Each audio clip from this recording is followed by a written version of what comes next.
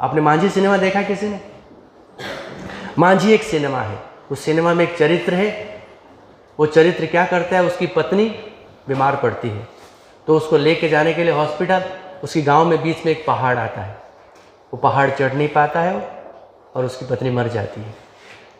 तो उसको गुस्सा आता है, बोलता है ये पहाड़ की वजह से मेरी बीबी मर गई, मैं इसी पहाड़ को काट दूंगा। क्या इंसान पहाड़ को काट सकता है? उसने काट दिया।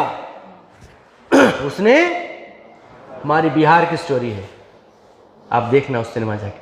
उस व्यक्ति ने प्रण लिया और पहाड़ को काट दिया, रास्ता बना दिया।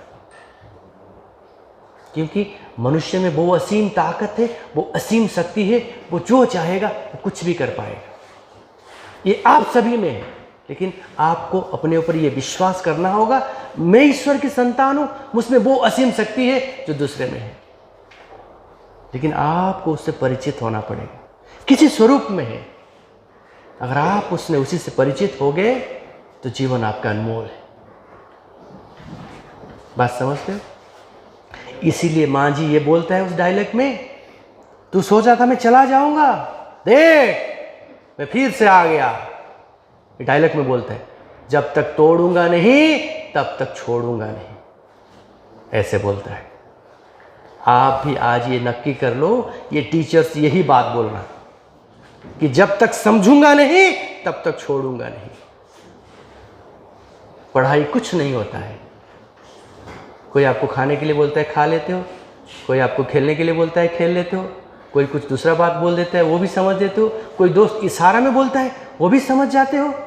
अरे क्या है पढ़ाई जो नहीं समझ पाते हो? आप समझना नहीं चाहते हो या उस पर गौर नहीं करते हो। अगर आप समझ जाओगे तो जिंदगी भर रट्टा नहीं मारना पड़ेगा। क्या नहीं मारना पड़ेगा? दोबारा पढ़ना नहीं पड़ेगा, खाली समझना पड़ेगा। जैसे मांझी बोला था, जब तक तोड़ूंगा नहीं तब तक छोड़ूंगा नहीं।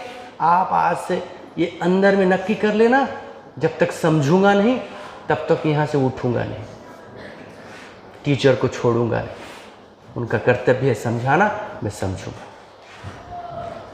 आप नोटबुक लेकर लिखते हो कि नहीं? क्या आप नोटबुक लेकर एग्जाम हॉल में जा पाओगे? कोई इंटरव्यू में जाओगे? तो क्यों नोटबुक में लिखते हो? कभी ये सवाल आपने खुद से किया? और नोटबुक में लिखते हो, लिखकर छोड़ देते हो। अगर आज मैं आपको सिखाऊंगा नोटबुक का सही इस्तेमाल। अगर आपके पास नोटबुक है तो इसका सही इस्तेमाल करना सीखो। उसका सही इस्तेमाल ये होता है कि टीचर 5 पीरियड आपको पढ़ाते हैं तो आप 5 पीरियड ख़त्म करके जाओ, अपना नोटबुक निकालो और 5 पीरियड से हर पीरियड का, हर सब्जेक्ट का 5-5 सवाल और उनका उत्तर लिख डालो। अगर ये कर डालोगे आप सोच लेना आज मैं दिन पूरा पढ़ लिया। और गणित बताता हूँ, ये तो दर्शन बताया, अब गणित बताता हूँ। रोज का 5 सब्जेक्ट, 5 का 5 सवाल और उत्तर, यानी 25 एक दिन का, इंटू 365। कितने सवाल कितने आंसर हुए? काउंट कर लेना, बताना। इतने सवाल और इसका आंसर आपके दिमाग में है। क्या एग्जाम से पहले आपको रात जागना पड़ेगा या पढ़ना पड़ेगा? नहीं, क्योंकि इतने सवाल आंसर आपके दिमाग पर है। अरे टीचर तो यूं 3 महीना में एग्जाम कराते हैं, उनको ये रिस्पॉन्सिबिलिटी है, उनका दायित्व है, कर्तव्य है। सरकार उन्हें तनख्वाह देता है और उनको हिसाब मांगता है कि हम लोगों ने बोला था तुम बच्चों को पढ़ाओ, क्या पढ़ाए हो, कितने मार्क्स लाए बच्चे, ये हमको बताओ। ये उनका रिस्पॉन्सिबिलिटी है, उनको कहा जाता है। आप बोलते हो कि मेरा एग्जाम है, हकीकत में आपका एग्जाम नहीं है। विद्यार्थी तो रोज एग्जाम देता है। 5 क्लास खत्म हुआ, उसका एग्जाम शुरू।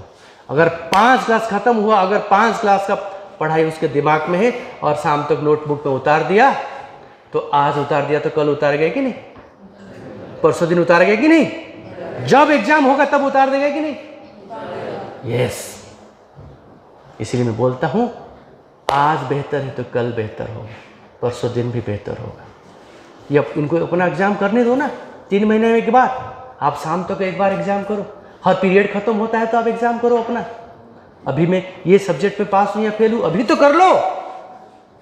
अगर ये अभ्यास आपने अपने अंदर डेवलप किया, तो कौन हराएगा आपको?